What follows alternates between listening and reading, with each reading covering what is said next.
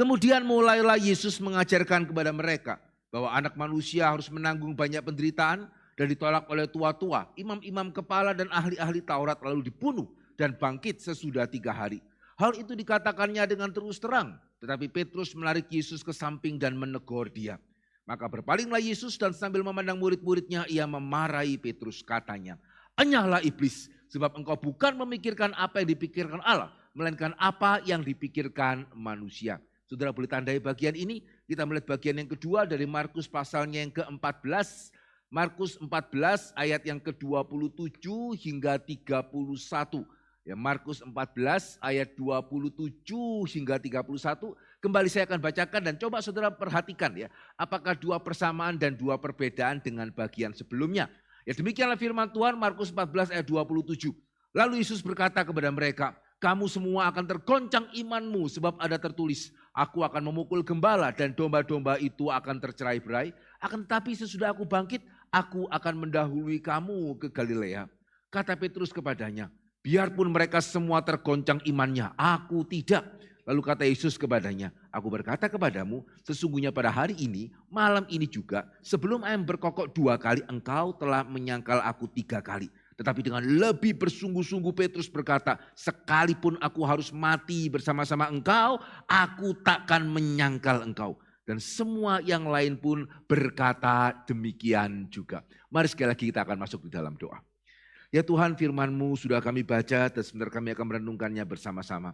Pakailah hamba-Mu ini sekali lagi dalam segala keterbatasannya sehingga melalui mulut bibirnya Engkau boleh menyatakan apa yang menjadi isi hati-Mu bagi setiap kami di tempat ini. Dan sekaligus juga boleh mempersiapkan kami ya Tuhan untuk menerima meja perjamuan-Mu. Berkatilah kiranya sekali lagi ya Tuhan pemberitaan firman Tuhan sebentar ini. Dalam nama Yesus kami berdoa dan kami bersyukur. Amin. Baik, saudara, saya percaya ketika saudara memperhatikan kedua bagian ini, jauh lebih mudah mana ya menemukan persamaannya atau menemukan perbedaannya. Ya saudara, saya percaya pada waktu dari saudara memperhatikan setidaknya ya ada satu persamaan yang langsung gitu ya muncul di dalam pikiran kita. Ya, karena memang persamaan pertama ini sangat-sangat jelas sekali. Apakah persamaan dari kedua cerita ini? Yaitu bagaimana di dalam kedua cerita ini kita menemukan para murid dan khususnya ya seorang murid yang bernama Petrus yang sepertinya tidak berubah-berubah begitu ya. Ya sepertinya tidak berubah-berubah. Yesus mengatakan apa? Dia dengan sangat yakin berani menganggap Yesus itu salah. Jika di dalam cerita pertama Yesus mengatakan anak manusia akan diserahkan. Dan Petrus dengan segala kepedeannya ya menarik Yesus ke samping dan kemudian menegur Yesus loh. Ini murid luar biasa berani begitu ya. Jauhlah itu daripadamu. Demikian juga yang kedua ya. Tadi Yesus mengatakan engkau akan menyangkal aku. Dan Petrus mengatakan sekali-kali tidak. Bahkan kalau saya mau mengatakan ya, Petrus sepertinya di dalam cerita yang kedua ini bahkan lebih parah daripada sebelum-sebelumnya. Ya karena sebelum-sebelumnya Petrus itu sebetulnya berbicara mewakili para murid. Jadi sebetulnya ya bukan cuma Petrus yang keberatan Yesus mati. Semua murid sebetulnya juga keberatan Yesus mati. Tapi Petrus ya sebagai wakil ya dia yang kemudian berani menegur Yesus secara langsung. Ya, dan itu terjadi seringkali ya di dalam bagian-bagian lain di Injil.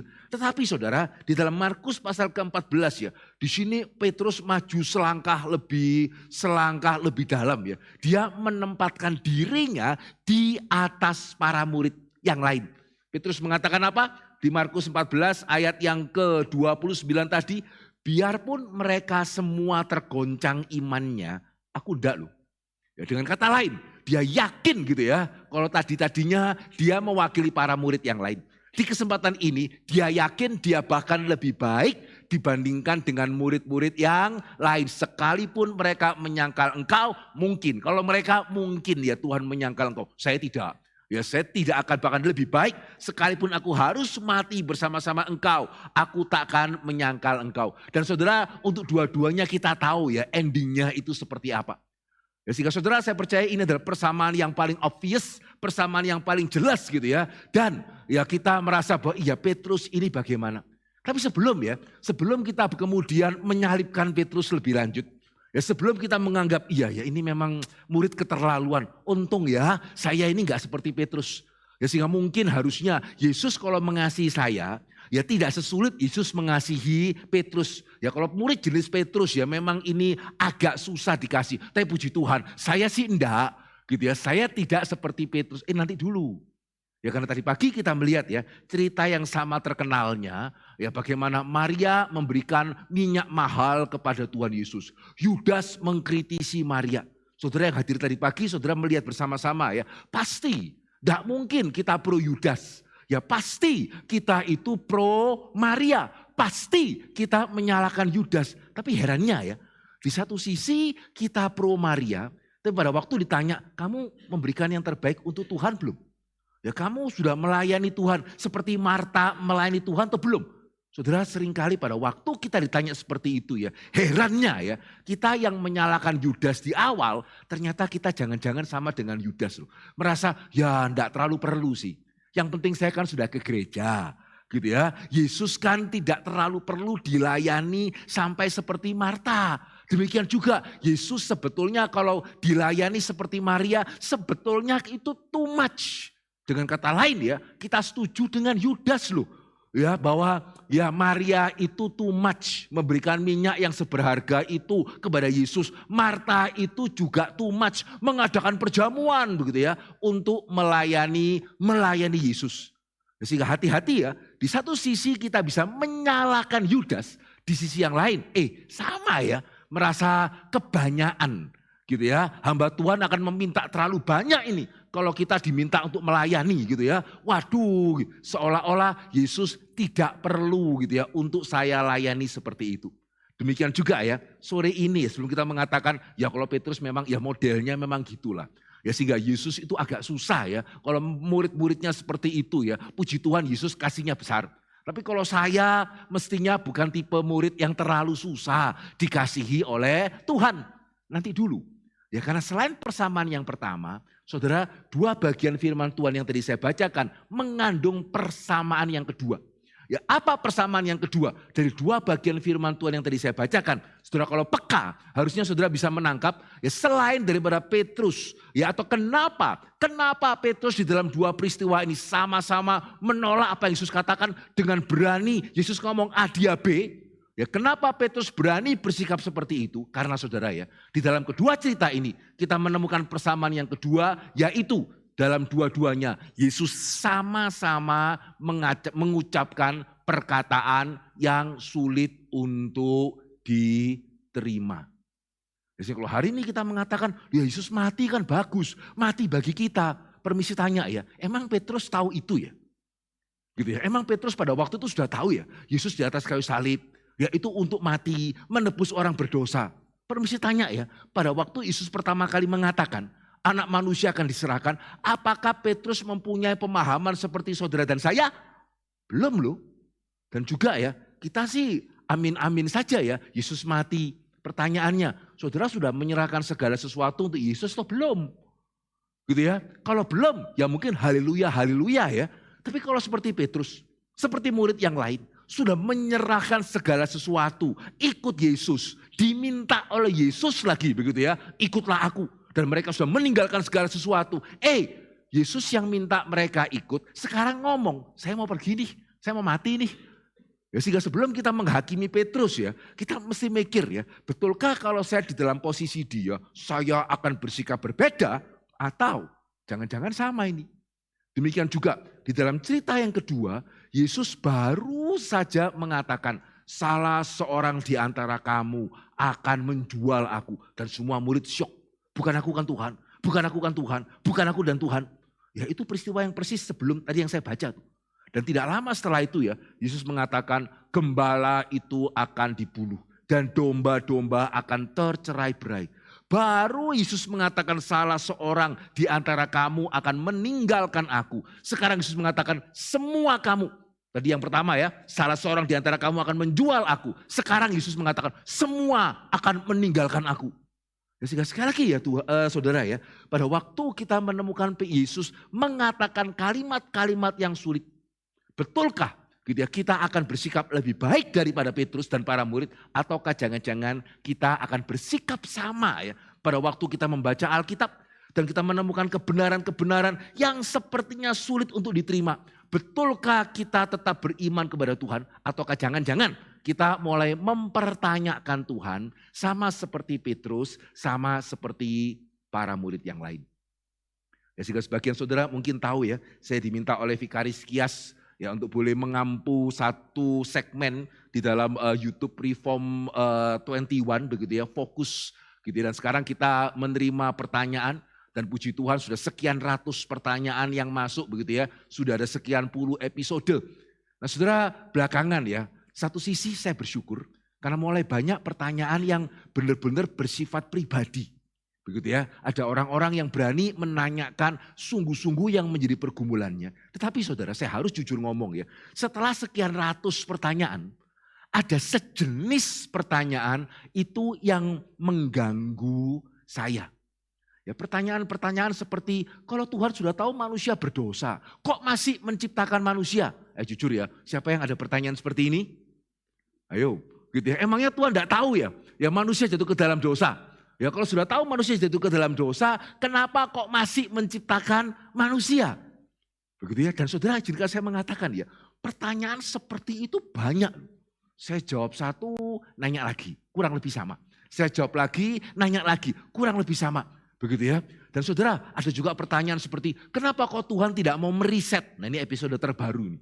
Ya kalau Tuhan sudah tahu ya, atau Adam sudah makan buah itu, kenapa kok Tuhan tidak mau meriset? Ya, seperti film Hollywood. Gitu ya, Avenger di reset, apalagi di reset gitu ya. Spider-Man juga katanya ini terakhir, setelah itu di reset. Batman nggak tahu berapa kali di reset, Superman di reset berkali-kali tapi ya nggak pernah terlalu berhasil gitu ya. Ya sehingga kenapa kok nggak di reset? Wah, nah saudara ya, apa yang membuat saya terganggu ya menerima pertanyaan-pertanyaan seperti itu? Bukan karena kita tidak bisa menjawab, begitu ya? Tidak. Ya, sehingga saudara merasa bahwa wah jangan-jangan terganggu karena nggak bisa jawab. Sehingga kalau Tuhan memang sudah tahu manusia berdosa, kenapa kok masih menciptakan manusia? Ayo ada enggak tadi saya mengatakan ya, di antara saudara yang bertanya seperti itu? Ya jawabannya sederhana. Ya jawabannya sederhana, karena segala hal yang baik, ya segala hal yang baik tidak boleh dilarang diciptakan hanya karena ada side effect-nya. Ya segala hal yang baik, ya manusia itu baik, ya tidak bisa dibandingkan dengan robot. Ya penciptaan manusia itu jauh di atas penciptaan robot. Dan saudara ini prinsip loh, segala hal yang baik tidak boleh dilarang untuk diciptakan hanya karena ada side effect-nya. Amin enggak? Harus loh, harus loh. Loh kenapa Bapak mengharuskan saya? Begitu ya. Karena jika saudara tidak amin ya, tidak boleh ada di antara saudara, ya kalau saudara mau konsisten. Gitu ya. Kalau saudara mau konsisten, saudara tidak bisa tidak amin sambil pulang nanti masih bawa HP. Ada di sini yang tidak bawa HP? Permisi tanya ya. Kalau enggak ada HP, apalagi enggak ada internet, ada enggak yang namanya judi online lah, pinjaman online lah, pornografi online, ada enggak? Ya, kalau enggak ada HP, apalagi enggak ada internet, gitu ya. Ada enggak ya judi online? Ya, kemudian pinjaman online, yang bahkan ada hamba Tuhan yang kena juga, begitu ya. Ada pinjaman online, ada judi online, ada pornografi online. Kalau enggak ada HP, kira-kira itu ada nggak yang online-online tadi? Tidak ada ya. Menurut saudara yang bikin HP tahu nggak ya HP-nya bisa dipakai untuk yang online-online tadi? Ya, jadi netizen Indonesia bagaimana membuat petisi, hilangkanlah internet? Hah? Tidak ada ya. Kenapa ya? Ya karena HP itu sendiri ya baik. Juga sama ya, menurut saudara ya, masih ingat COVID kan? Belum lupa kan? Menurut saudara yang mati karena COVID sama yang mati ketabrak mobil banyak mana? Ya, yang mati karena COVID dengan yang mati karena ketabrak mobil, menurut saudara banyak mana yang mati ketabrak mobil lah, motor lah, atau yang naik motor kemudian ketabrak mati lah gitu ya. Mana lebih banyak? Jangan-jangan lu ya, even pada saat COVID pun, jangan-jangan ya, yang mati gara-gara kecelakaan lalu lintas lebih banyak daripada yang kena varian Delta. Berarti, nah sekali lagi, enggak tahu ya. Yang buat mobil enggak tahu ya, kalau mobil lawan manusia itu yang menang mobilnya. Gitu ya. Kok masih buat? Ayo netizen Indonesia yang terkenal patriotik itu, ya ada yang mau buat angket gitu ya. Hapuskan semua mobil. Tidak ada ya. Kenapa? Ya karena saudara setuju apa yang tadi saya katakan kan? Ya sudah setuju ya. Hal yang baik tidak boleh, tidak dilarang diciptakan Karena ada side effect-nya. Demikian juga kenapa kok nggak di-reset? Ya percuma. Ya karena kalau di-reset emang ada jaminan yang kedua tidak Adamnya jatuh ke dalam dosa lagi. Ya di-reset lagi. Emangnya nggak ada jaminan yang ketiga kali reset Adamnya tidak jatuh ke dalam dosa lagi gitu ya. Di-reset lagi. Emangnya nggak ada jaminan. Saya nggak tahu ya siapa di antara saudara yang nggak tahu film Fantastic Four itu sudah di-reset berapa kali ya. Gitu ya, rasanya ya susah terus tuh sampai yang terakhir juga enggak box office bagaimana gitu ya. Ya sehingga saudara ngapain? Dan juga ngapain di riset? Karena enggak gagal kok. Ya ada penebusan kok, kita merayakan perjamuan kudus itu menunjukkan rencana awal Allah masih berjalan dan akan digenapi waktu Yesus datang kedua kali kok. Ya sehingga saudara ya, apa yang buat saya susah hati menerima pertanyaan-pertanyaan seperti itu. Bukan karena tidak bisa jawab ini gitu ya. Maka itu kenapa gak seneng ya pertanyaan seperti itu, susah ya. Enggak. Tetapi karena saudara pada waktu saya membaca pertanyaan itu jujur ya. Saya tidak bisa tidak. Semoga saya salah. Ya tapi saya tidak bisa tidak ada kesan ini bukan nanya loh. Ini mempertanyakan. Gitu ya. Ini bukan nanya loh. Ya di balik pertanyaan, di balik cara pengkalimatan pertanyaan, saya beneran dan sekali lagi semoga saya salah ya. Tapi saya tidak bisa menghilangkan kesan bahwa seolah yang nanya, Tuhan kok aneh-aneh sih? Tuhan tuh enggak mikir ya. Ya sudah tahu manusia jatuh ke dalam dosa ya, kok masih menciptakan manusia? Enggak mikir ya Tuhan ya. Saudara nanti dulu loh, kalau yang nanya itu orang ateis, saya bisa mengerti. Ya karena mereka ateis gitu ya. Tapi kalau yang nanya itu orang Kristen, gitu ya, yang katanya Kristen, yang setiap tahun merayakan Natal lah, Jumat Agung lah, Paskah lah, yang hari ini kita akan menerima perjamuan, serius ya. Saudara kok mau jadi orang Kristen? Bagaimana bisa ya kita menjadi orang Kristen sambil sekaligus mencurigai Allahku mikir apa enggak ya? Ya, atau Allahku aneh-aneh apa enggak ya? Ya atau jangan-jangan Allahku jahat ini ya. Sudah tahu manusia berdosa sengaja diciptakan supaya manusia binasa ya. Nah terus ngapain saudara Kristen? Gitu ya, kenapa enggak jadi ateis saja pertanyaannya. Ya, sehingga perhatikan baik-baik. Kita beneran sama atau beda dengan Petrus itu. Yang secara kontradiksi mengatakan guru. Sekali-kali itu tidak menimpa engkau. Kamu sebut yang bersangkutan guru. Tapi di sisi yang lain kamu merasa lebih pintar daripada guru. Ya ngapain sebut dia guru? Betul ya? Ya sehingga betulkah kita berbeda atau jangan-jangan sama? Ketika kita membaca firman Tuhan dan kita menemukan hal yang kok gini. Sama seperti Petrus ya. Saya sudah meninggalkan segala sesuatu. Lah kok ngomong mati? Gitu ya. Demikian juga kok menuduh saya akan meninggalkan dia gitu ya. Ya enggak bisa. Jangan-jangan pada waktu kita mempelajari firman Tuhan kok gini ya. Sudah tahu manusia berdosa kok diciptakan ya. Kok enggak di-reset ya. Termasuk tadi pagi kita melihat ya orang reform ternyata paling banyak bertanya kok predestinasi ya. Kok Allah memilih ya. Saudara ini problem. Sehingga sekali lagi ya bertanya tidak salah. Mempertanyakan itu masalah. Kenapa? Karena sepertinya sama ya. Antara bertanya dengan mempertanyakan. Sepertinya sama, dasarnya bertolak belakang. Saudara mempertanyakan karena saudara belum apa-apa sudah tidak percaya. Gitu ya, saudara mempertanyakan karena saudara yakin kalau gini ya Tuhan salah ini. Gitu ya, salah ini Tuhan itu. Sehingga kalau memang sudah tidak percaya, ngapain nanya? Ya, sehingga mempertanyakan itu dasarnya tidak percaya. Bertanya itu dasarnya percaya. Kalau saudara nggak percaya, ya ngapain saudara nanya? Ya ketika kita bertanya, ya itu berarti ya sama seperti Agustinus mengatakan, iman yang sejati bukan iman yang buta. Ya sehingga di dalam teologi, di dalam mimbar reform ya, saudara akan jarang untuk menemukan hamba Tuhan mengatakan pokoknya ya. Pokoknya kamu mesti percaya. Begitu ya, karena ini firman Tuhan, pokoknya kamu percaya. Oh enggak. Ya termasuk juga kenapa kita buka fokus tanya jawab. Karena silakan tanya loh. Tetapi ya saya bertanya bukan karena saya mencurigai Tuhan. Ya Agustinus mengatakan faith seeking understanding. Ya iman itu ingin mengerti lebih lanjut. Tuhan saya percaya engkau pastinya mikir ya. Karena kalau Tuhan tidak mikir bagaimana bisa menyelamatkan umat manusia melalui salib. Ya itu iblis pun tidak sampai ke sana itu IQ-nya itu. Begitu ya.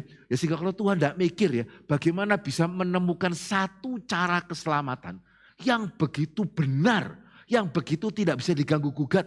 Ya tidak mungkin dia tidak mikir. Dan kalau dia jahat, ya ada apa menyerahkan anaknya yang tunggal untuk menyelamatkan orang berdosa yang setelah diselamatkan pun ya masih bisa merasa Tuhannya enggak mikir loh. Itu enggak kasih ya. Gitu ya. Sehingga kalau Tuhan itu jahat, ngapain ya dia menyelamatkan kita yang setelah diselamatkan loh ini ya masih bisa bertanya, jangan-jangan jahat nih. Jangan-jangan Tuhan sewenang-wenang sambil sekaligus merayakan perjamuan kudus. Ya, jadi sambil sekaligus inilah tubuhku yang terpecah bagimu, amin amin gitu ya. Makanlah sambil Tuhan jahat ya, Tuhan jangan-jangan sewenang-wenang, Tuhan jangan-jangan seenaknya. Wah itu jahat ya. Tuhan yang mau menyelamatkan orang seperti ini jahatnya di mana? Ya, jadi seharusnya pada waktu kita bertanya karena kita percaya Tuhan ya enggak mungkin enggak mikir. Tuhan ya enggak mungkin aneh-aneh. Ya Tuhan ya enggak mungkin jahat. Kalau jahat ya ada apa menyerahkan anaknya yang tunggal untuk menyelamatkan setiap orang berdosa yang percaya kepadanya. Tapi Tuhan saya enggak ngerti. Kalau memang kamu itu bijaksana, bolehkah saya tahu kenapa engkau menciptakan manusia berdosa? Engkau menciptakan manusia padahal engkau tahu dia berdosa. Kenapa ya Tuhan engkau tidak meriset kembali itu ciptaanmu setelah mereka itu berdosa? It's okay. Faith seeking understanding, bukan suspicion seeking understanding. Perhatikan baik-baik. Karena selama saudara mendekati kebenaran firman Tuhan dengan suspicion, saudara tidak mungkin bertumbuh. Tidak mungkin bertumbuh. Karena saudara curiga. Ya enggak bisa nih. Tuhan kalau mikir ya, enggak bisa seperti tadi. Sekarang dapat jawabannya. Betul juga ya. Gitu ya, karena siapa mau menyerahkan HP ya, siapa mau menyerahkan motornya nanti pulang naik kendaraan umum pun juga bahaya loh, pulang jalan kaki. Gitu ya, karena kalau ketabrak sepeda at least masih agak aman ya. Gitu ya, dada ya, juga betul juga ya. Ciptaan yang baik ya tidak boleh dilarang untuk diciptakan hanya karena ada side effect-nya. Wah puji Tuhan, ternyata Tuhanku tidak aneh-aneh gitu ya. Ternyata Tuhanku rasional juga. Pulang dari sini saudara buka TikTok. Gitu ya, pulang dari sini saudara buka IG, buka YouTube, ada orang nanya, kok mati, kok lemah, Tuhan kok mati, kok lemah, goncang lagi gitu ya. Dijawab tenang lagi, buka TikTok lagi, goncang lagi. Ya kapan mau bertumbuhnya? Ya, sehingga di sini kita melihat dari dua persamaan antara dua cerita ini ya. Kita melihat ternyata betul ya. Jangan cepat-cepat mengatakan, wah kalau Tuhan mengasihi Petrus itu memang luar biasa. Susah mengasihi orang model gini. Kalau mengasihi saya lebih gampang. Oh enggak loh. Ya kita bersyukur ya. Tuhan mengasihi Petrus yang sukar dikasihi. Percayalah ya. Kita tidak lebih gampang dikasihi oleh Tuhan kita. Sehingga ini yang pertama ya. Dari dua persamaan ini kita melihat. Ya sama seperti pada waktu itu. Demikian juga sekarang. Banyak firman Tuhan yang kita sulit pahami. Ya karena seperti pendeta Stephen Tong terus mengatakan, jangan lupa. Ya kita ini created, limited, polluted. Mau ikut sama-sama? 3 tet ini. Ya jadi kita ini created, kita ini ciptaan. Sudah created itu kenapa limited. Begitu ya. Sudah limited jatuh ke dalam dosa lagi. Sehingga polluted. Ya sehingga saudara kalau kita memutlakkan rasio kita, ya susah. Ya sehingga bagian tadi mengatakan banyak firman Tuhan yang kita tidak bisa mengerti. Karena seperti Petrus kita terbatas. Tapi dua cerita tadi menunjukkan kepada kita, dua-dua betul loh. Tuhan tidak salah loh. Benar-benar Tuhan itu mati di atas kayu salib. Benar-benar Petrus menyangkal Yesus persis seperti yang Yesus katakan kepada dia. Sebelum ayam berkokok 2 kali, engkau sudah menyangkal aku 3 kali. Demikian juga sama ya. Saudara yang merasa, wah kalau gini ya saya tidak mau percaya Tuhan. Sebelum semua pertanyaan saya dijawab, ya silakan aja. Ya tinggal nanti saudara di penghakiman terakhir lihat ya. Yang betul itu siapa? Betulkah yang betul itu Tuhan? Ataukah kita yang betul? Ini yang pertama. Sehingga dari dua persamaan ini kita melihat, ya ada firman Tuhan yang sulit kita mengerti. Tetapi firman Tuhan itu firman Tuhan. Silakan kita boleh ingin tahu. Tetapi dengan iman, bukan dengan mempertanyakan. Nah sekarang kita mulai masuk bagian kedua ya. 2 perbedaan. Nah ini lebih sulit ini. Gitu ya. Jadi kalau dari persamaan apa antara 2 cerita tadi jelas. Ya, Petrusnya Yesus mengatakan akan mati, dia bantah. Yesus mengatakan kamu akan menyerahkan aku, dia bantah lagi sama. Nah kalau 2 perbedaan ini mungkin agak sulit. Meskipun sebetulnya kalau kita membaca secara seksama ya enggak sulit juga karena jelas. Apalagi perbedaan yang pertama. Ya apa perbedaan pertama dari kedua cerita ini? Perbedaan yang pertama dari kedua cerita ini adalah sikap Yesus ternyata beda ya. Amin ya. Harusnya obvious kan ya. Yang pertama ketika Petrus menarik Yesus ke samping. Guru, ya hendaklah itu tidak terjadi padamu. Engkau tidak akan mati. Ya Yesus langsung tarik kembali Petrus ke tengah di hadapan para muridnya. Yesus mengatakan, "Enyalah engkau iblis." Begitu ya. Tetapi yang kedua tadi, ketika Petrus mengatakan, "Enggak, semua yang lain itu menyangkal engkau, tapi aku enggak." Ayo saudara, kira-kira kalau jadi Yesus bakal ngapain coba? Gitu ya. Tapi heran ya, yang kedua ini Yesusnya kok lebih ramah ya. Gitu ya, tapi enggak apa-apa. Nanti aku akan mendahului engkau ke Galilea. Enggak marah loh. Begitu ya. Apalagi kalau saudara membaca ya, di dalam catatan paralel di Injil yang lain, bahkan Yesus mengatakan, "Tapi Petrus, is okay ya. Aku sudah mendoakan kamu. Ya dan nanti ketika engkau pulih, ya kuatkanlah teman-temanmu." Kok baik Yesusnya ya? Ya, yang pertama tadi ya, "Enyalah engkau iblis." Ya engkau tidak memikirkan apa yang Allah pikirkan, tapi manusia pikirkan. Yang kedua kok, "Aku akan mendahului engkau ke Galilea." Ketemu di situ ya. Dan bahkan ya, "Aku sudah mendoakan engkau. Sehingga ketika engkau nanti pulih, jangan lupa kuatkan teman-temanmu yang lain." Apakah memang karena Yesus itu sudah tahu hampir mati sehingga meramah gitu, lebih ramah dari sebelumnya? Ya padahal kalau saudara pikir ya, kalau saudara kita menempatkan diri di situasi yang sama, kira-kira kita akan lebih emosi yang mana? Yang pertama atau yang kedua? Ya, saya barusan di awal tahun ini sebelum perang Iran Amerika begitu ya, saya punya seorang jemaat, dia ngaku sama saya. Dia bilang gini, "Pak Hendri, saya ngaku ya, tahun lalu ya, saya terpaksa harus pinjol. Ya karena kreditnya mungkin sudah habis. Ya utangnya masih ada." Ya, sehingga dia mengatakan, "Saya jujur ya, tahun lalu saya terlibat pinjol, tapi puji Tuhan sih Pak Hendri, sudah berhasil saya lunasi." Ya puji Tuhan. Ya sehingga tolong ya, saya ini khawatir tahun ini. Ya tahun ini kalau seperti tahun lalu gimana ini? Dan dia mengatakan itu saudara sebelum perang Iran Amerika. Ya kalau sekarang bagaimana ini? Gitu ya. Ya sehingga saudara, bagaimana menurut saudara ya? Kalau dia mengatakan, "Wah, saya rasa ya tahun ini saya nggak bisa lolos. Ya tahun lalu pun sudah kena pinjol. Ya tahun ini apalagi nih perang Iran Amerika." Ya saya enggak tahu ya menurut saudara kemarin ketika Trump ketemu sama Xi Jinping, ya kira-kira pengharapan saudara sebesar apa gitu? Gitu ya. Ya enggak tahu ya, saya sampai hari ini kok ya sepertinya ya enggak tahu aja, enggak tahu gimana ke depan. Ya tapi gimana ya kalau dia mengatakan, "Wah tahun ini saya enggak bisa bertahan nih Pak. Betulan saya enggak bisa bertahan." Terus saya sebagai hamba Tuhan mengatakan, "Jangan ngomong gitu ya." Begitu ya, "Saya yakin kamu akan bisa bertahan lewat tahun ini." Siapa yang kemudian akan mengatakan, "Enyalah Bapak." Gitu ya. "Bapak sudah karismatik," misalnya gitu ya. Ada enggak ya? Ya kurang reform ini, ada enggak ya? Ya andai kata saya mengatakan seperti itu ya, kira-kira dia akan saudara akan mengatakan apa kalau jadi jemaat saya tadi? "Amin Pak ya, amin." Gitu kan? Betul ya? "Semoga Bapak benar, amin ya. Harap ini nanti dolar gak jangan-jangan sampai 20.000. Gimana gitu ya, amin." Betul kan? Tapi coba bayangkan ya, kalau saudara, saya tahu nih saudara ini anak muda sekarang yang saya khawatir ya. Gitu ya, ya meskipun tidak kena pinjol, tidak kena judol, tapi satu hal yang saya sangat khawatir di sini ya, nggak tahu ya kalau saya tanya ada yang terlibat pinjol? Ya harap sih tidak sih, saudara harap tidak angkat tangan bukan karena rendah hati tapi karena jujur ya gitu ya. Ya tapi saya kalau boleh tahu, ayo siapa yang hari ini sedang ada pay later? Nah ini kalau nggak angkat tangan ini rendah hati, jujur atau takut ini gitu ya. Ya siapa yang kena pay later? Anak sekarang tuh kalau kredit berani sekali loh. Ya kredit rumah 20 tahun. Wih, itu kan 10 tahunnya saudara bayar bunga loh.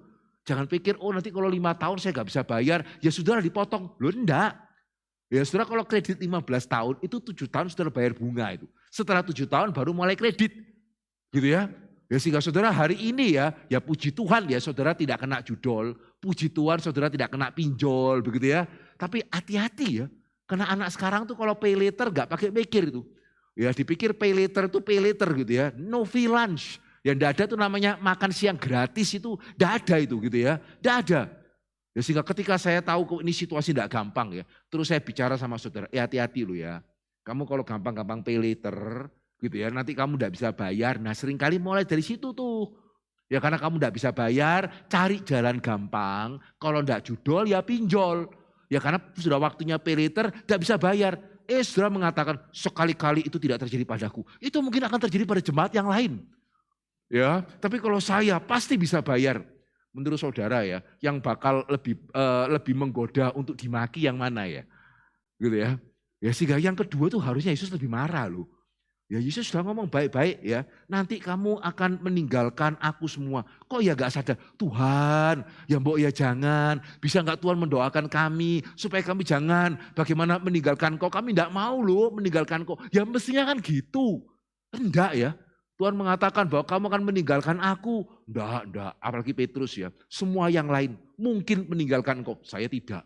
Tapi heran kan, kenapa kok Yesus yang pertama kali justru mengatakan, hai iblis, enyahlah engkau. Kenapa Yesus yang kedua kali kok sabar banget? Ya ketemu ya di Galilea, aku mendoakan kamu ya supaya imanmu jangan jatuh. Kenapa? Nah saudara di sini ya, ini pelajaran yang sangat penting. Dan bagi saya pelajaran yang sangat-sangat indah ya. Menunjukkan kasih Tuhan begitu ya. Yang begitu besar kepada kita yang sama-sama susah dikasihi. Ya karena lebih daripada setiap kita ya. Tuhan melihat perbedaan yang kedua. Yang izinkan saya mengatakan, saya berani mengatakan gak seorang pun dari antara kita yang tadi menyangka. Ya ternyata selain perbedaan yang pertama, respon Yesus kok lain. Ternyata perbedaan itu didasari oleh perbedaan yang kedua. Yaitu bagaimana sebetulnya Yesus dengan segala kepekaannya menyadari. Meskipun di permukaan sepertinya Petrus gak ada perubahan.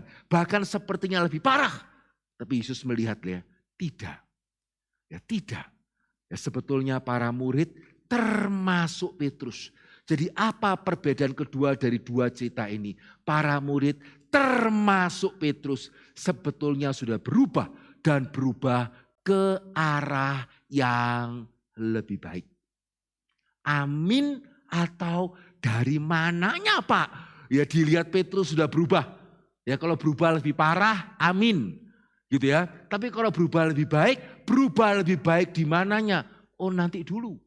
Ya nanti dulu kalimatnya bisa sepertinya sama. Petrus sepertinya bantah-bantah terus. Tetapi ya apa yang mendasari bantahan pertama? Itu beda dengan apa yang mendasari bantahan yang kedua. Petrus yang pertama ya tidak terima dengan ucapan Yesus karena dia takut mati. Kalau Yesus mati, kami bagaimana? Ya sehingga enak aja, Yesus habis panggil kami, terus mengatakan akan mati. Ya sehingga apa yang mendasari keberatan Petrus dan para murid yang pertama? Karena mereka takut susah. Tapi yang kedua saudara ya, apa yang mendasari keberatan Petrus dan para murid? Karena mereka berani mati. Amin gak? Itu kenapa mereka tidak terima? Tidak, ya kami tidak akan meninggalkan engkau. Ya Petrus ketika mengatakan kalimat itu menurut saudara dia pura-pura atau dia sungguh-sungguh. Aku akan mati bersama-sama dengan kamu. Over PD sih iya sih.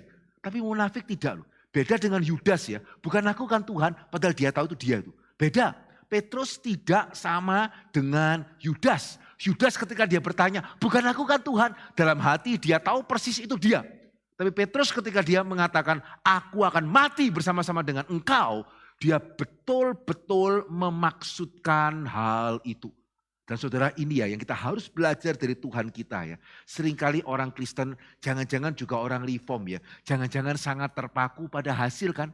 Karena secara hasil sepertinya Petrus tidak ada kemajuan. Karena nantinya menyangkal kok. Gitu ya. Sehingga karena Petrus toh nantinya menyangkal. Maka kita menyimpulkan benar ya orang ini tidak berubah. Begitu ya. Bahkan mungkin lebih parah. Oh tidak. Anak tidak naik kelas, ya saudara tidak naik, saudara dapat IPK jelek, ya karena saudara tidak belajar. Ya dengan begitu ya anak tidak naik kelas, padahal sudah belajar sungguh-sungguh, ya lain. Ya orang tua yang bijak tidak bisa ya menyamakan dua anak yang tidak naik kelas. Sehingga saya barusan membaca satu buku, ya saya dulu S1-nya manajemen. Ya, S2 itu baru menjadi masuk ke sekolah teologi. Sehingga sampai sekarang saya masih suka ya baca buku-buku manajemen. Ya cuman karena susah cari waktu. Begitu ya. Ya tapi selama masih ada kesempatan, coba kalau masih ada sisa waktu mulai baca. Saya barusan baca sebuah buku, bagus. Dia mengatakan ya seorang pemimpin yang baik, yang bijak mesti tahu mengevaluasi. Dan pada waktu mengevaluasi jangan cuman lihat angka. Oh, si A ini memenuhi target. Oh, si B ini gagal memenuhi target. Berarti si A saya kasih bonus, si B saya kasih peringatan. Begitu ya, kalau nggak berubah pecat. Oh nanti dulu. Ya pemimpin yang baik tidak boleh hanya mengevaluasi angka. Pemimpin yang baik harus tanya kenapa. Kenapa si A itu kemudian omsetnya naik? Jangan-jangan dia bergerak di bidang yang memang diuntungkan dengan situasi ekonomi. Heran enggak ya kalau pada waktu COVID ya yang menjual masker omsetnya naik? Gitu ya. Target cuma 20% naiknya 200%. Apakah karena dia hebat? Lu ya enggak sih. Gitu ya. Siapa di sini yang pada waktu COVID imannya besar, enggak pernah pakai masker sama sekali, ada? Boleh angkat tangan? Gitu ya, sehingga pada waktu COVID penjualan masker naik ya what do you expect? Gitu ya, ya memang harusnya begitu. Ya sehingga nanti dulu tuh dia naik, kenapa? Sementara si B kok enggak memenuhi omset, kenapa? Jangan-jangan si B itu dia pegang bagian usaha yang kapal pesiar pada waktu COVID. Ya gimana itu gitu ya. Ya bidang pariwisata pada waktu COVID, ya gimana? Sehingga pada waktu dievaluasi lebih lanjut, ternyata si A ini kalau dia rajin, harusnya naiknya lebih banyak. Ya karena dia bagian bidang usaha masker kok. Dan ini masa COVID, sementara si B ya, itu dia tidak pecat-pecatin semua karyawan, perusahaan tidak tutup ya. Itu luar biasa loh. Ya karena dia bagian pariwisata. Dan ini masa COVID. Harusnya gitu.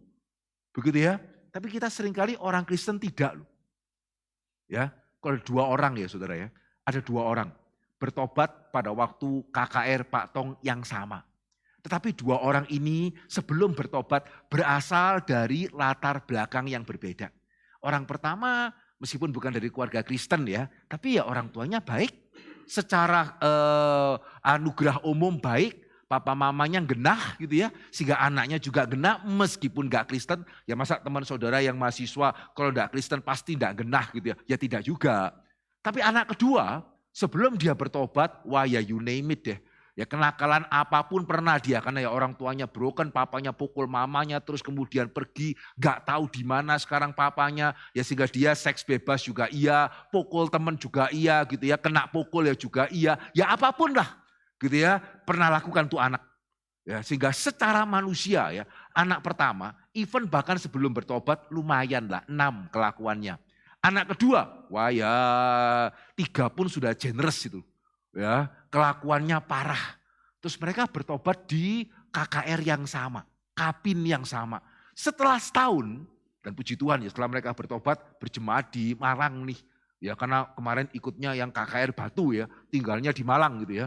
Ya setelah setahun gitu ya, ternyata anak pertama dari 6 jadi 7. Ya rajin melayani gitu ya. Sementara anak yang kedua dari 3 jadi 5.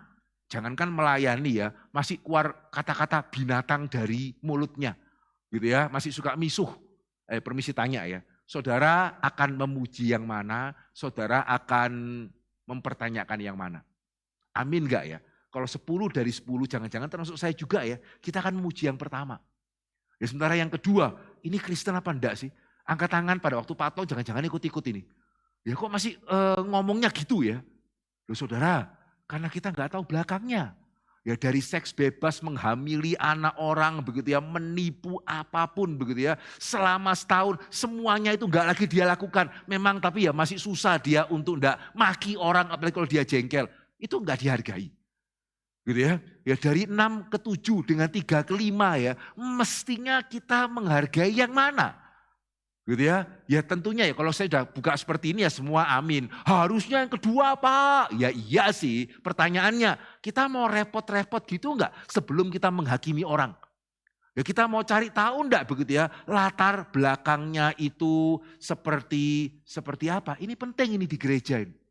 Ya, sehingga di gereja saudara jangan harap ya kita akan menemukan orang-orang yang mudah dikasihi. Begitu ya, bisa jadi di gereja kita akan menemukan orang-orang yang agak sulit dikasihi. Pertanyaannya ya, bisa jadi memang ya ada orang yang sulit dikasihi. Ya karena memang orangnya seperti itu.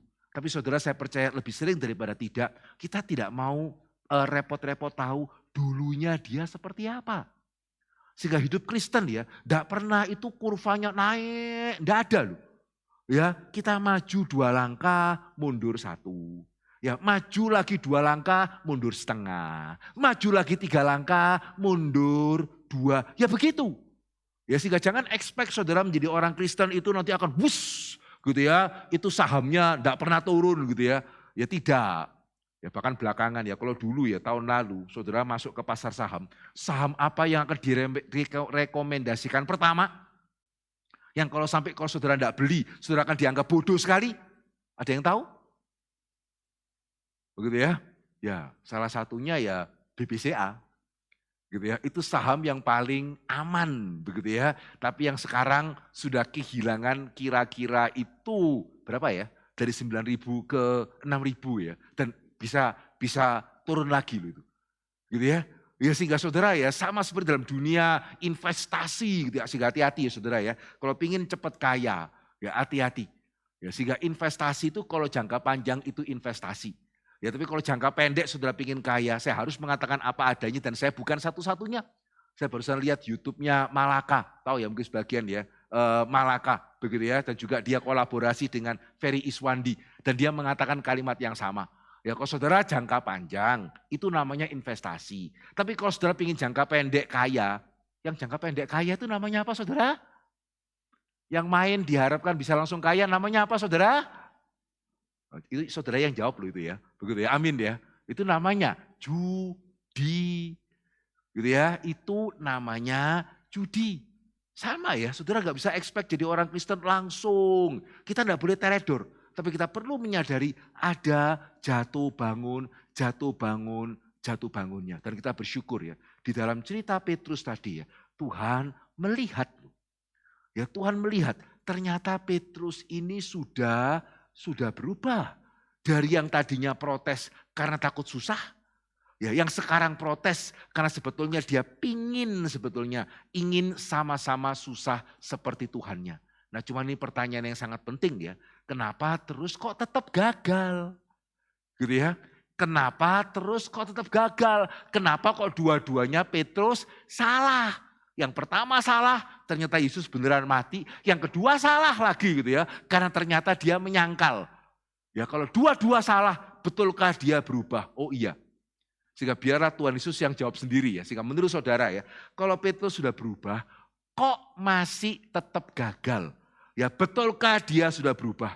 Bolehkah saya lihat dan saya akan memberikan dasar firman ya. Kenapa tadi saya mengatakan saya yakin Petrus sudah berubah. Dan Yesus mengkonfirmasi itu di Markus pasal ke-14. Markus pasal 14 ayat yang ke-38. Ya, Markus pasal 14 ayat yang ke-38. Firman Tuhan mengatakan apa? Yesus mengatakan apa? Berjaga-jagalah dan berdoa. Atau mulai 37 ya, supaya lebih jelas. 37 ya. Setelah itu ia datang kembali dan mendapati ketiganya sedang tidur. Dan ia berkata kepada Petrus, Simon, sedang tidurkah engkau? Tidakkah engkau sanggup berjaga-jaga 1 jam? Berjaga-jagalah dan berdoalah supaya kamu jangan jatuh ke dalam pencobaan. Roh memang penurut tetapi daging lemah. Jawaban Yesus. Roh memang penurut tetapi daging lemah. Dengan kata lain ya, untuk urusan rohnya, untuk urusan hatinya beres. Tidak ada masalah. Ya Petrus bukan Yudas begitu ya, yang memang tidak pernah percaya, pura-pura percaya. Yang sudah tahu dia menyerahkan masih nanya lagi, bukan aku kan Tuhan? Enggak. Petrus dan para murid tidak sama dengan Yudas. Secara roh, Yesus yang mengatakan ini ya, rohmu sudah beres, rohmu itu penurut, hatimu juga sudah beres. Roh dan hati itu sama. Masalahnya adalah daging itu lemah. Ya, sehingga belakangan ya, satu hal yang saya sangat khawatirkan ya, Saudara enggak pernah atau terlalu sering mendengar orang mengatakan yang penting itu bagaimana hatimu di hadapan Tuhan. Ya, bagaimanakah perjumpaanmu dengan Tuhan? Gimana? Gimana hatimu? Yang penting hati. Wah, kira-kira kalau saudara mendengar kalimat itu ya, yang penting hati. Kira-kira saudara kalau baca itu di Instagram cenderung pingin nge-like enggak? Gitu ya, itu Instagramable enggak ya? Bagaimanakah hatimu di hadapan Tuhan? Yang penting hati. Aduh, tanda love itu kita pingin pencet gitu ya. Amin, amin, amin. Yang penting hati. Saudara, disclaimer ya. Bukan berarti saya sedang mau mengatakan hati tidak penting. Ya kan tadi saya mengatakan Yudas itu ya roh hatinya bermasalah. Tidak pernah percaya, yaitu celaka. Ya puji Tuhan ya, Petrus itu rohnya sudah beres. Begitu ya, hatinya sudah beres. Sehingga saya bukannya ndak amin ya, hati itu penting. Tapi yang saya khawatir ya, anak zaman sekarang berpikir kalau hatinya beres, semuanya beres. Oh ya enggak. Ya enggak. Gitu ya, kalau hatinya beres, semuanya beres, Petrus benar-benar akan bisa melakukan apa yang menjadi kehendak hatinya. Meskipun mereka semua menyangkal engkau, saya siap mati bagi engkau.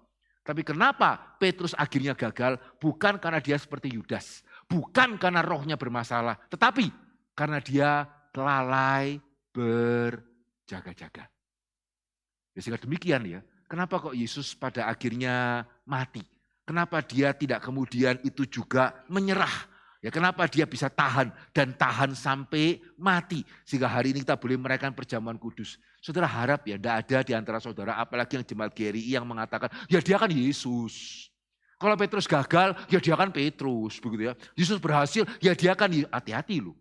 Karena kalau saudara dengan gampang, dengan entengnya mengatakan, ya itu kan Yesus.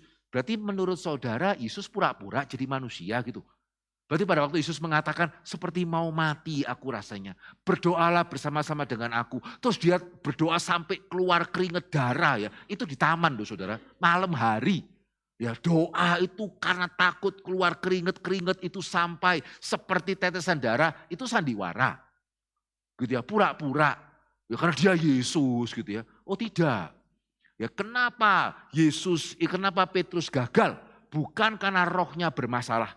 Dan kenapa Yesus itu berhasil? Bukan sekedar karena dia Tuhan. Tapi bedanya adalah Petrus lengah. Yesus berjaga-jaga.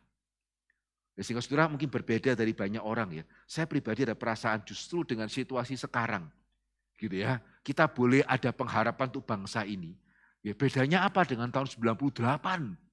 Ya semua kan takut ya. Bedanya apa dengan tahun 98? Kenapa kok kemungkinan lebih kecil sekarang kita seperti 98? Ya saya percaya satu beda yang sangat penting adalah ya hari ini saudara khawatir kayak 98. Sementara 98 tidak ada yang khawatir sampai kejadian, amin ya. Begitu ya. Ya di dalam hidup Kristen ya, jarang apa yang saudara takutkan itu terjadi. Lebih sering yang saudara tidak takutkan itu yang terjadi. Sehingga tadi saya mengatakan apa yang buat saya khawatir ya. Karena di antara anak muda yang pay later tidak ada khawatir, gak ada yang khawatir. Nah itu mengkhawatirkan itu, amin ya. Gitu ya, ya benar ini. Dalam hidup Kristen saudara ya, jarang yang saudara khawatirkan itu akan terjadi. Jauh lebih sering yang saudara tidak khawatirkan itu yang terjadi. Kenapa? Ya saudara tidak khawatir kok. Ya ngapain doa. Betul ya? Tadi pagi saya mengatakan dan sore ini jangan saya ulangi ya. Yang paling sulit membaca Alkitab. Bagian Alkitab yang paling sulit dibaca itu Injil. Kenapa? Ya karena sangat sulit membaca Injil secara konsentrasi. Secara seksama. Kenapa? Ya sudah tahu kok. Ya masa ada di antara saudara baru malam ini tahu ya ada cerita ternyata Yesus punya murid memprihatinkan itu ya. Ada enggak? Enggak mungkin ya. Ya tadi pagi saya mengatakan sama kan cerita Lazarus bangkit. Cerita Yesus diurapi oleh Maria. Juga sore ini kan cerita Petrus dimarahi sama Tuhan Yesus. Nyala engkau iblis. Cerita Petrus sok pede. Aku tidak akan meninggalkan engkau. Tidak ada lah. Gitu. Tidak ada di antara saudara yang tidak tahu cerita ini. Ya jangan-jangan ya satu-satunya hal yang saudara rasa tidak tahu dari cerita ini adalah saya tidak tahu sudah berapa banyak saya mendengarnya. Amin ya. Ya kan sudah terlalu banyak. Ternyata Gitu ya. Siapa tadi yang benar-benar bisa menemukan 2 persamaan dan 2 perbedaan? Ya demikian juga tadi pagi ya. Siapa yang menyadari ya, saya kok sama dengan Yudas ini? Gitu ya, ternyata saya merasa kebanyakan ya kalau Yesus dilayani. Saya mau ke gereja aja, Yesus mestinya kamsya terima kasih sama saya loh. Ya, sehingga kalau dia mengecewakan saya sedikit saja, jangan harap saya ke gereja ya. Luar biasa ya. Ya jangan-jangan Yudas yang geleng-geleng kepala, lihat kita bukan kita yang geleng-geleng, lihat Yudas tuh. Tidak sadar ya. Ya tapi kenapa tidak sadar ya? Ya karena tadi, saya sudah tahu kok. Ya, sehingga kalau sudah tahu, bagaimana bisa baca dengan konsentrasi? Ya susah. Bagaimana hamba Tuhan bisa khotbah dengan seksama kalau kita merasa sudah tahu? Ya susah. Demikian juga sama ya. Kalau saudara tidak khawatir. Ya masih ingat COVID waktu awal-awal yang membuat kita harus khawatir waktu itu karena orang Indonesia tidak khawatir ya. Oh COVID takut sama Indonesia. Ya COVID kalau sama Indonesia dimakan itu nanti, masih ingat nggak? Nah itu mengkhawatirkan itu. Gitu ya, sehingga hopefully ya by the grace of God. Karena hari ini banyak yang khawatir, ya jangan puji Tuhan karena perang Iran-Irak sih ya gitu, perang Iran-Amerika sih ya. Tapi ya by the grace of God ya, banyak yang khawatir ya hopefully tidak kemudian terjadi seperti 98. Ya karena seringkali ketika kita khawatir, nah di sana ya kita merasa perlu untuk berjaga-jaga kalau saudara percaya kepada Tuhan. Sehingga kembali kepada tadi yang saya katakan pertama. Kenapa masalah ya? Kalau saudara gampang sekali mencurigai Tuhan, gitu ya, jangan-jangan Tuhan tidak mikir ini. Jangan-jangan Tuhan semena-mena. Jangan-jangan Tuhan seenaknya saja. Karena kalau saudara sudah mencurigai Tuhan seperti ini, saudara bisa berdoa sama dia. Yakin nih. Ya bisa sungguh-sungguh meminta pertolongan kepada Tuhan yang saudara curigai bakal aneh-aneh. Gitu ya. Ya bisa sungguh-sungguh datang kepada Tuhan, minta datanglah kerajaanmu, jadilah kehendakmu. Ya padahal Yesus bukan cuma mengatakan kamu harus berjaga-jaga, Yesus sudah mengajarkan doa di mana kita harus berjaga-jaga kan. Doa apa itu? Ya doa Bapa kami. Betul ya? Dan doa Bapa kami. Ya bagian apa dari doa Bapa kami yang sangat terkait dengan Taman Getsemani? Ya bagian apa? Doa Bapa kami yang sangat terkait dengan ucapan Yesus kepada Petrus tadi. Seringkali kita langsung mikir bagian terakhir ya. Janganlah membawa kami ke dalam pencobaan. Lepaskanlah kami daripada yang jahat. Betul, tapi bukan cuma itu loh. Bagian apa dalam doa Bapa kami yang sangat terkait dengan Taman Getsemani. Jadilah kehendakmu dan bukan kehendakku. Dikuduskanlah namamu, datanglah kerajaanmu, jadilah kehendakmu. Tapi kalau saudara sudah punya pikiran Allah aneh-aneh, saudara bisa ya berdoa seperti Yesus, jadilah kehendakmu dan bukan kehendakku, ya sulit. Ya sulit. Ya sehingga biarlah kalau sebentar lagi kita akan menerima perjamuan kudus. Saudara biarlah kita boleh menjadi orang Kristen yang konsisten. Ya tadi saya mengatakan kalau orang ateis ya merasa Tuhan itu tidak ada. Karena tidak ada Tuhan yang seaneh itu. Saya wajar. Tapi kalau kita orang Kristen yang menyadari begitu besar kasih Tuhan. Bahkan hari ini kita melihat ya betapa Tuhan mengenal kita jauh lebih baik. Seperti Tuhan mengenal Petrus jauh lebih baik daripada Petrus mengenal dirinya sendiri. Daripada kita mengenal Petrus. Tuhan mengenal Petrus dengan lebih baik. Sejauh mana saudara percaya ya. Tuhan mengenal saudara jauh lebih baik. Termasuk Tuhan tahu apa yang terbaik bagi saudara jauh lebih baik. Jauh lebih tepat daripada saudara merasa tahu apa yang terbaik untuk saudara sendiri. Sehingga kalau saudara enggak tahu, silakan nanya. Ya, silakan nanya baik-baik di dalam doa. Tapi bolehkah kita yang terlalu gampang curiga kepada Tuhan, kita yang terlalu gampang mempertanyakan Tuhan, bolehkah kita berdoa? Roh Kudus boleh pakai firman Tuhan yang kita baru dengarkan. Dan Roh Kudus boleh pakai perjamuan kudus yang akan kita nikmati untuk mengingatkan kita, memberitahu kita siapa Tuhan kita. Betapa besarnya kasihnya termasuk untuk kita yang sebetulnya sangat tidak gampang untuk dikasihi. Puji Tuhan, mari kita berdoa. Saudara, belum kita akan menutup di dalam doa firman, bolehkah saya memberikan kesempatan kepada setiap saudara jujur di hadapan Tuhan. Menurut saudara ya, saudara termasuk yang mudah dikasihi. Atau menurut saudara ya, saudara juga sama seperti Petrus, termasuk orang-orang yang sulit untuk dikasihi. Dan bolehkah kita jujur di hadapan Tuhan? Bolehkah kita minta ampun kepadanya? Dan bolehkah sekali lagi kita bersyukur kalau sebentar kita akan merayakan perjamuan kudus, di mana Tuhan boleh mati untuk kita pada waktu kita masih berdosa. Dan Tuhan masih mau mati bagi kita meskipun Dia tahu ya. Setelah kita ditebus pun kita masih terlalu gampang pro dengan iblis. Kita masih begitu mudah seperti Adam mencurigai Tuhan. Ya kita masih begitu mudah percaya justru kepada yang seharusnya kita tidak boleh percaya. Bolehkah kita jujur di hadapan Tuhan? Kita minta ampun kepadanya. Dan kita bersyukur dan kita minta pertolongan Tuhan. Sehingga biarlah ya meskipun kita masih dalam dunia berdosa, kita bagaimanapun masih anak Adam. Biarlah Tuhan menolong kita supaya jangan kita lebih mudah percaya kepada si jahat. Tapi kita belajar untuk lebih percaya kepada Tuhan yang mau mengasihi kita. Yang begitu sulit untuk dikasihi. Biarlah setiap kita pribadi lepas pribadi berdoa kepada Tuhan. Mari kita berdoa pribadi lepas pribadi.